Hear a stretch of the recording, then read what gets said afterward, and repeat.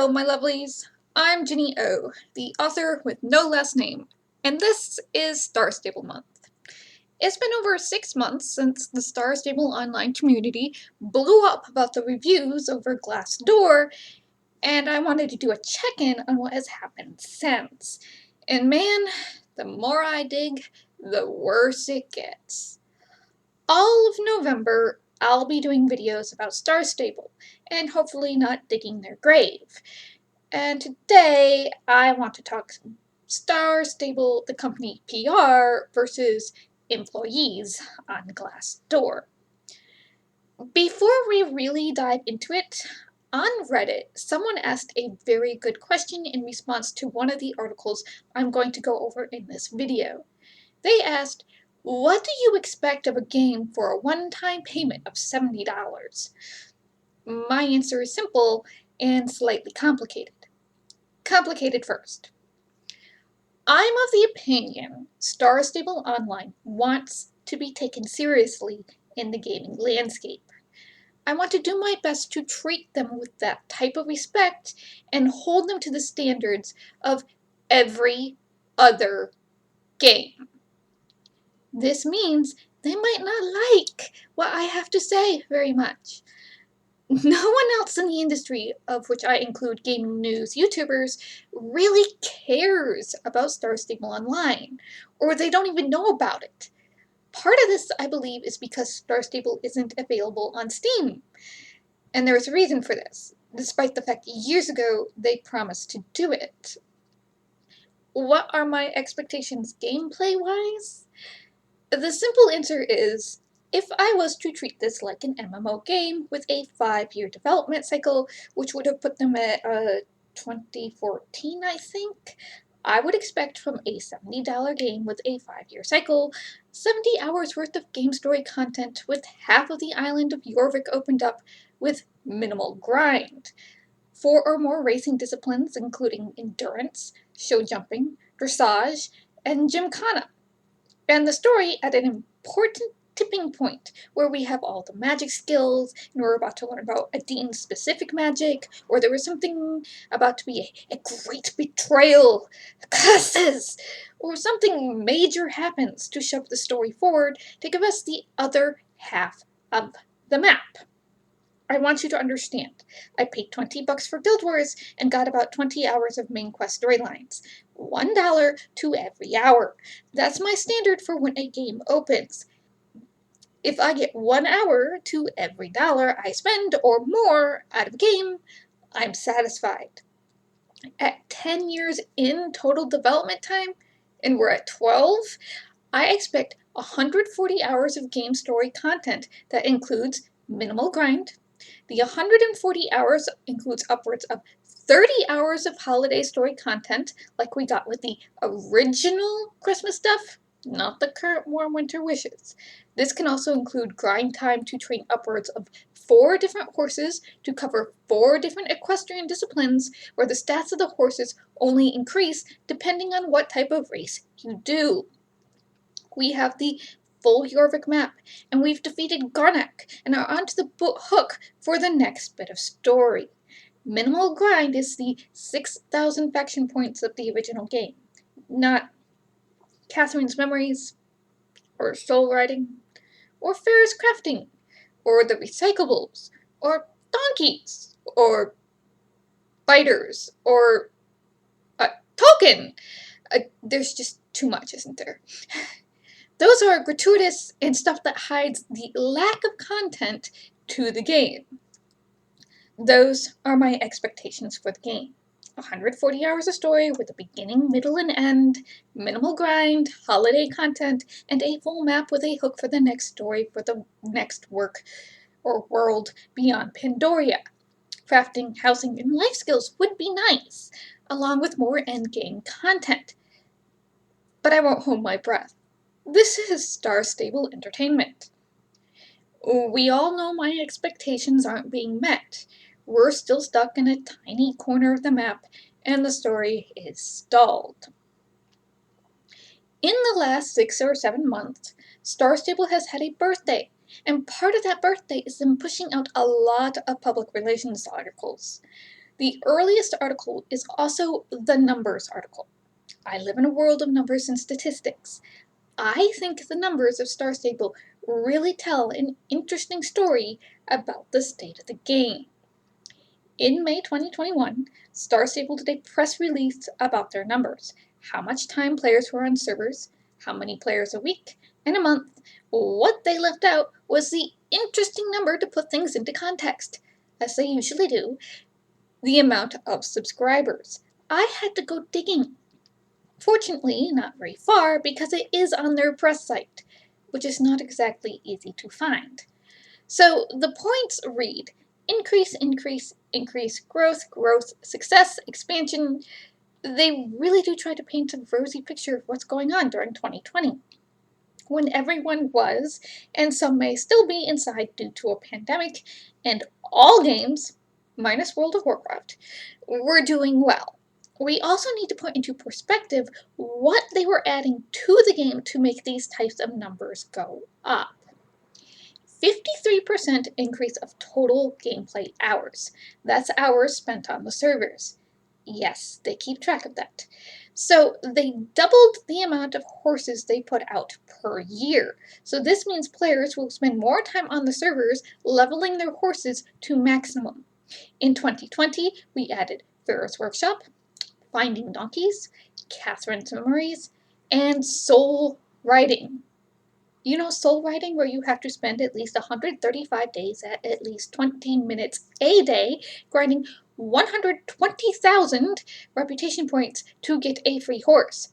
So 45 hours.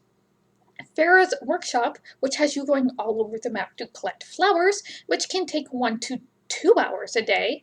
Or Catherine's Memories, where you collect over 100 butterflies across the map, which takes, I don't know. I used a list of coordinates and it was too long. I did the same with the donkeys. I let other people do that work for me. Not sorry.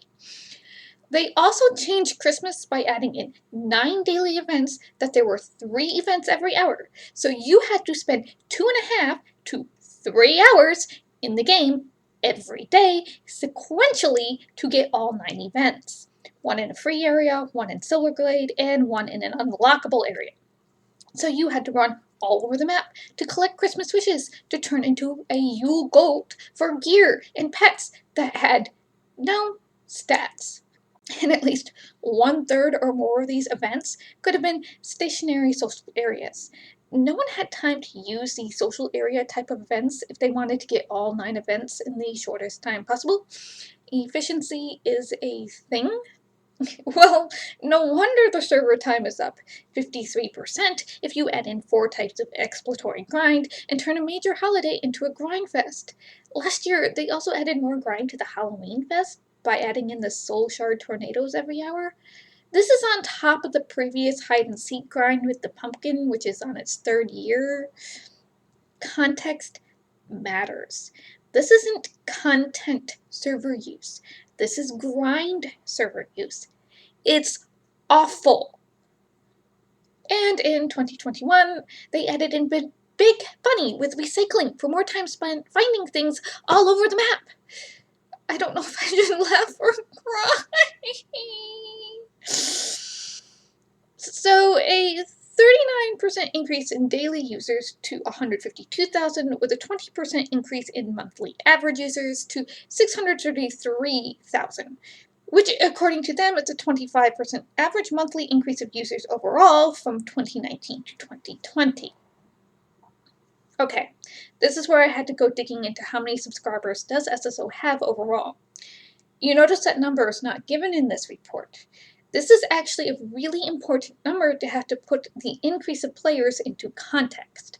According to the press site, they have 21 million subscribers. 21 million sounds really good, right? I mean, that's 3 million less than Final Fantasy XIV's registered number of users. And Final Fantasy XIV is a top 5 MMO. That's impressive. Well, no. If they have 21 million subscribers and only 633,000 of them are active monthly, this means they have a 3% monthly active player base. 97% of their subscribers do not touch their accounts. Ladies and gentlemen, even by the most generous standards for a live service game, this game is a dead game. Their active player percentage of their 21 million subscribers, of which we don't know how many are accounts that haven't been purged or multiple accounts from the same users, is below the 15% required for a game to be considered a live and active game by industry standards. It's not even hitting 5% levels, which, given how niche this game is, supposedly, I'd give them leeway for being such a different market. They're not hitting it. Now you see why they don't want their game on Steam. People would notice. People would talk. Star Stable wants to maintain control of the narrative, which is them. For them, for Horse Girl Game being wildly successful. 97% of Star Stable's players who try out this game leave. As a game dev, and even as a hardcore player of games, that number terrifies me.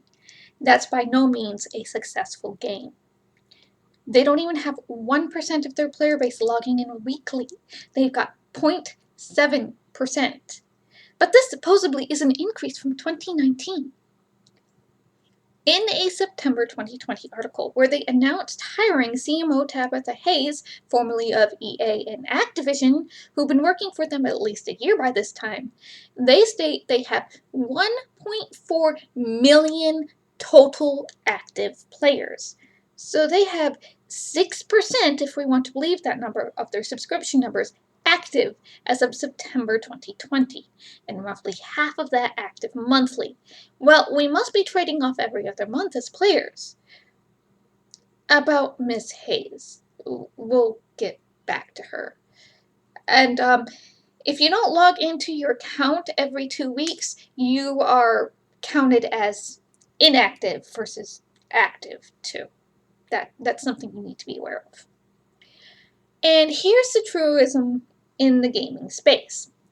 If more people leave your game and talk about leaving your game and how dead your game is, it becomes this vicious cycle because people don't want to play your game because no one else is. And if there is any rumor going around lately before the birthday event, is the servers, even the ones known to be the most active, are empty. Star Stable is lucky in this respect because the broader gaming community ignores it. If they had a different market and a bigger impact in the traditional gaming community, this game would be gone. Now, the last number we need to go over is revenue. So, of the 633,000 players of the 21 million who subscribe, they made $44 million in revenue last year. And this is solely because they doubled the amount of horses they put out. And it looks like they're going to do it again. Double the amount of horses they put out in 2021. This is what I mean by rails are keeping this game alive. Players who have YouTube channels and 10 accounts are buying horses on multiple accounts and pumping thousands of dollars into this game every month. To get $44 million from the active player base, every player who logs in is putting in about $70 per year. We know this isn't true. There is a huge culture of free players in this game. The target audience is kids. I know people who brag about how many hundreds of dollars they put into the game each year. And it's not the kids. And you may be going, they put out books and music in their animated series. Those are all loss leaders. Books are pennies on the dollar. I don't know how, if they're selling the music at all. I mean, they keep putting it up on Spotify and YouTube, so why bother buying it? Unless the animated series had ads, and even then ads bring in pennies of revenue, the music and the animated series were created to funnel kids to the game. The books aren't on bookshelves as far as I know, so I'm at a loss. So, sure, they've got 170 plus employees, or 200 or more. I don't know anymore. The number keeps going up and the games don't improve. But if they were paying each of the 170 $55,000 a year, which they reportedly don't pay industry rates, so less than that, but let's stick to $55,000 a year, then they could have 800 employees tied to payroll alone. So there's some overhead. I mean, sure, $8 million in payroll a year, plus office space and servers. $10 million maybe total. Let's say another $2 million in advertising. I don't know where $32 million of this money is going, unless it's right back to investors. And that's not including the money they've made previously and the money they have gotten from said investors. You'd think we would have this really great game with people in charge who know what they're doing and have exciting new mechanics and expanded events and lots of map and story, and I don't know, secretly remastering the game in a new engine? I don't know. I still think someone is buying themselves a very nice yacht because I can't figure out with the game where the money is going. The new game is still in pre-production stages, so it's not there. Now, there was also an article in Pocket Gamer in May 2021 that references the GamaSutra numbers article, and they talked to Johan S., the CEO. And I don't want to go over it in detail because it's the exact same words like underserved market from the 2017 Forbes article with Frederick G., the former CEO. It's been 5 years, and they're still pumping out the same tired narrative to gaming news articles. And I do mean exact. There are two things I want to point out. One is MMOGs aren't great for deep characters or dealing with complex matters as you can do with books, Johan S. explains. As an author, I cry bull hockey. I don't know what games Johan S. has been playing, but apparently he missed a memo somewhere. Without deep characters or dealing with complex matters, games like World of Warcraft, Guild Wars, and yes, and even Final Fantasy XIV and Black Desert Online wouldn't be as successful as they are. Look at Genshin Impact. There is a story there. This really disturbs me as an author. The CEO is saying this. But hey, Frederick was comparing Star Stable to Harry Potter, so this isn't new. And then, citing Nomi's contribution to the music of SSO on top of her doing horses like the Jorvik Wild, as an example, he calls it a core tenet of Star Stable's rise, and also says, with a focus on strong female characters, we want to inspire our audience to achieve their dreams. Once again, Nomi's story, or anything like it, this isn't the storyline of their game. Players are only going to know or care about Nomi if they are hardcore players who follow every single PR release religiously or are on Instagram. This is not most of your players. If you want your players to be strong females, whatever that means, I feel like that term has lost meaning, and to achieve their dreams, get Nomi's permission and add her story into Star Stable Online.